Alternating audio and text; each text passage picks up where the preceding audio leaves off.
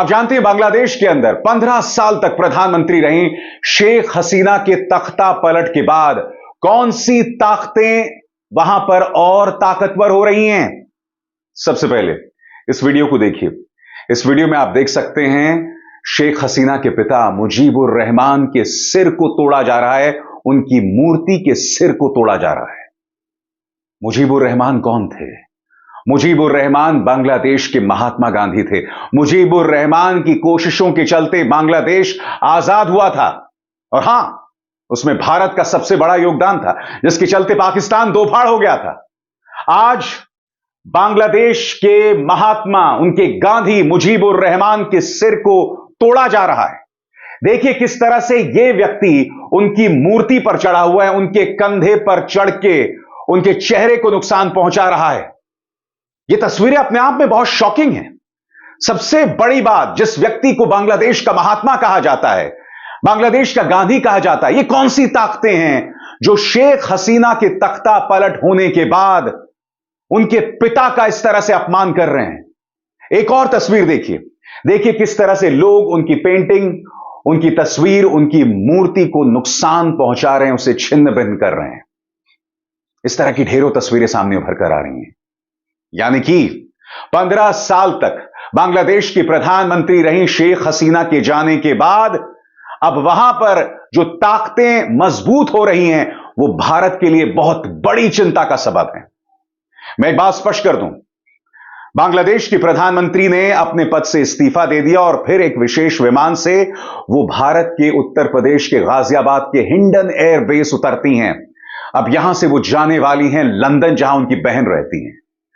15 साल से वो सत्ता में थी, भारत के सामरिक हितों के लिए काम कर रही थी, भारत के सामरिक हितों के लिए बिल्कुल माकूल थी वो। मगर 15 साल से सत्ता में रहने के बाद उनकी सोच तानाशाही भरी हो गई थी।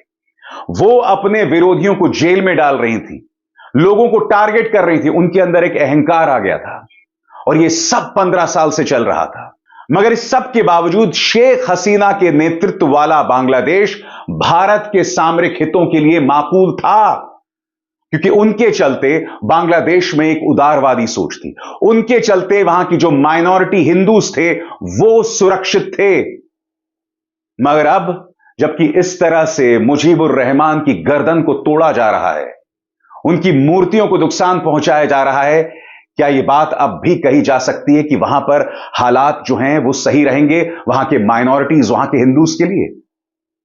मैं आपको बतलाना चाहता हूं दोस्तों, इस तस्वीर को देखिए किस तरह से शेख हसीना के बेडरूम में वहां के जो प्रदर्शनकारी हैं वो आराम फरमा रहे हैं। ये वो प्रदर्शनकारी हैं जिनके प्रदर्शन के चलते शेख हसीना को अपने देश से भागना पड़ा। किस तरह से लूट चल रही है इस वीडियो में आप देख सकते हैं। बाकायदा शेख हसीना के घर से जो सामान लूटा गया है उसे लोग ले जा रहे हैं। क्या यह आंदोलन है? क्या यह रेवोल्यूशन है?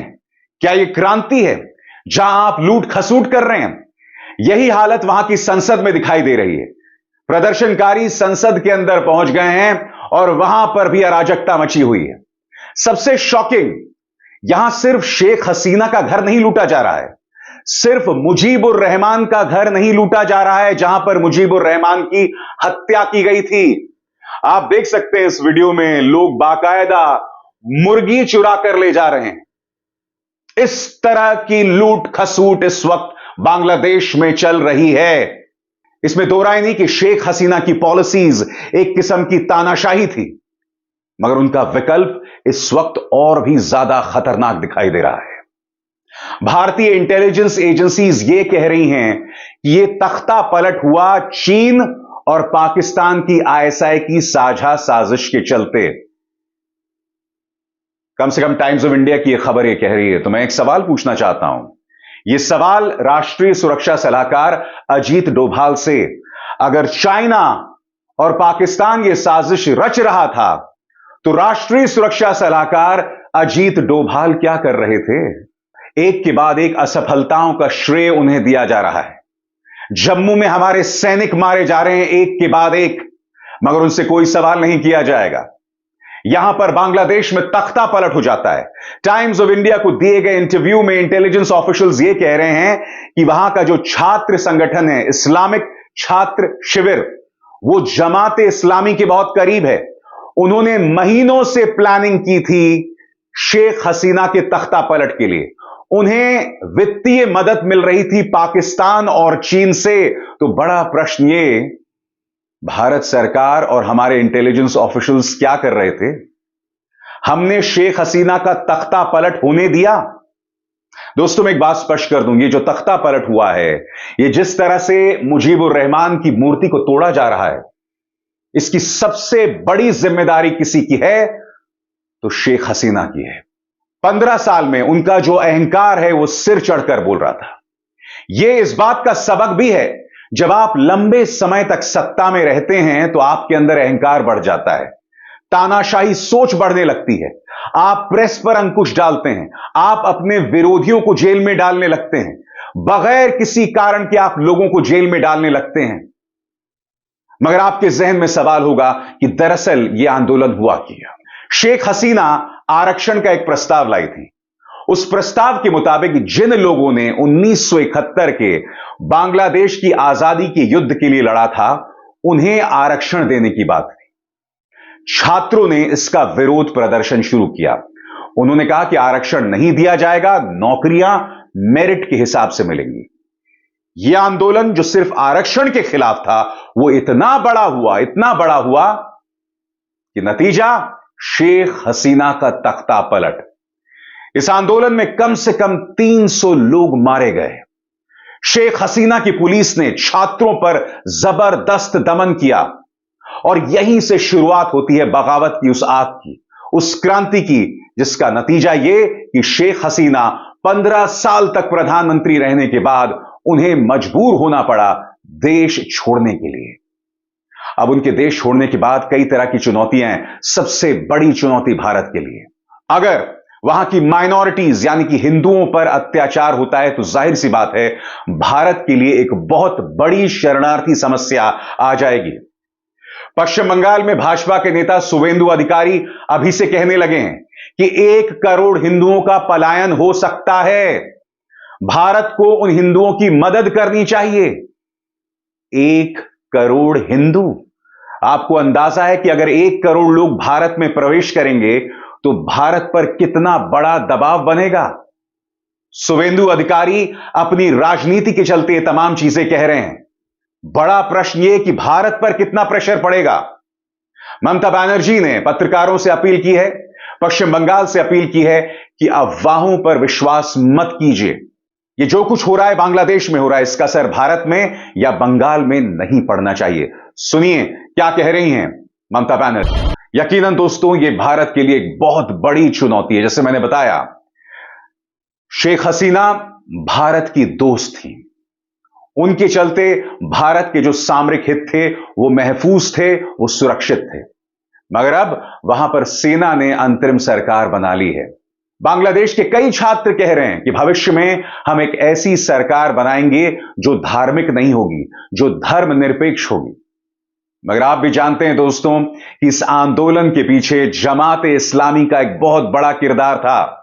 आपको क्या लगता है, जो भी सरकार बनेगी, क्या जमाते इस्लामी नहीं चाहेगी कि उसका किरदार हो, उसका अधिकार हो, उसका रौब हो? स्वाभाविक सी बात है, जमाते इस्लामी चाहेगी कि उसका दबदबा बना रहे। और जिस तरह से मुजीबुर रहमान की मूर्तियों को तोड़ा जा रहा है, उससे पता चल रहा है कि इस पूरे आंदोलन के पीछे किस तरह की सोच हो गई थी। दोस्तों, प्रधानमंत्री शेख हसीना के नेतृत्व में बांग्लादेश की तमाम जो संस्थाएं हैं, तमाम जो इंस्टीट्यूशंस हैं, उनकी विश्वसनीयता बद से बदतर हो रही थी। पिछले जो आम चुनाव थे उसमें विपक्ष ने शिरकत ही नहीं की। नतीजा, एक छत्र नतीजों के साथ शेख हसीना दोबारा प्रधानमंत्री बन गई। और कहीं ना कहीं यह आग सतह के नीचे सुलग रही थी। छात्रों के इस आंदोलन ने, जो कि आरक्षण के खिलाफ था, इस आग और इस गुस्से को कहीं ना कहीं एक दिशा दी। भारत ने अब तक इस पर कोई बड़ी टिप्पणी नहीं की है।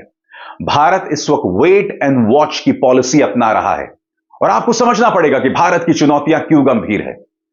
भारत किसी भी कीमत पर नई सरकार को नाराज नहीं करना चाहेगी, क्योंकि मैं आपको बतलाना चाहूंगा कि भारत के कई बिजनेस इंटरेस्ट्स इस वक्त बांग्लादेश में काम कर रहे हैं।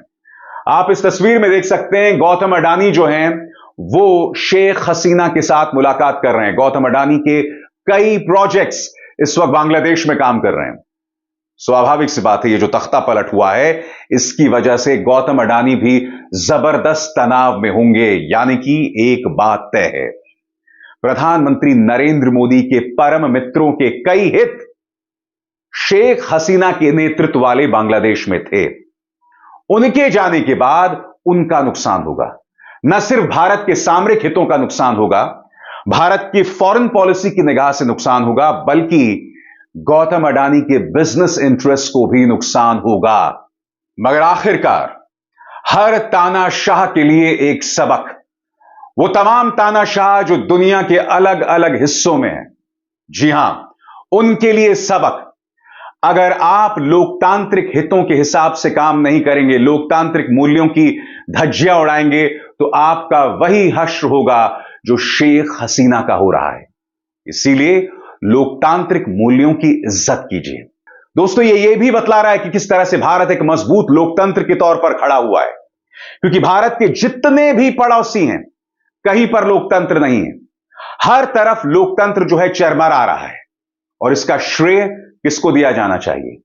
इसका श्रेय इस शख्स, यानी कि देश के पहले प्रधानमंत्री पंडित नेहरू को दिया जाना चाहिए। इन्होंने भारतीय लोकतंत्र की यह नींव तैयार की थी, मजबूत संस्थाओं की, चाहे वो अदालत हो, चाहे वो चुनाव आयोग हो, चाहे वो तमाम कॉलेजेस हों, संस्थाएं हों, इस कदर नींव तैयार की थी कि भारत आज भी एक मजबूत लोकतंत्र बना हुआ है। मैं जानता हूं कि मौजूदा सियासी ताकतें भारत के उस लोकतंत्र को बदलना चाहते हैं, लगातार बदलना चाहते हैं, मगर यह सबक उनके लिए भी है। यह सबक उन तमाम सियासी ताकतों के लिए है जो अपने ताकत के जोर पर, एजेंसीज के जोर पर, पैसे के जोर पर अपने प्रतिद्वंद्वियों, अपने आलोचकों पर कार्रवाई करते हैं, उन्हें जेल में डाल देते हैं। यह सबक उनके लिए भी है। और कहीं ना कहीं यह वक्त है कि हम अपने मन में शुक्रिया अदा करें पंडित नेहरू का, जिनकी वजह से आज भी हम एक मजबूत लोकतंत्र बने हुए हैं। अभिसार शर्मा को दीजिए इजाजत। नमस्कार। स्वतंत्र और आजाद पत्रकारिता का समर्थन कीजिए, सच में मेरा साथी बनिए। बहुत आसान है दोस्तों, इस ज्वाइन बटन को दबाइए और आपके सामने आएंगे ये 3 विकल्प, इनमें से एक चुनिए और सच के इस सफर में मेरा साथी बनिए।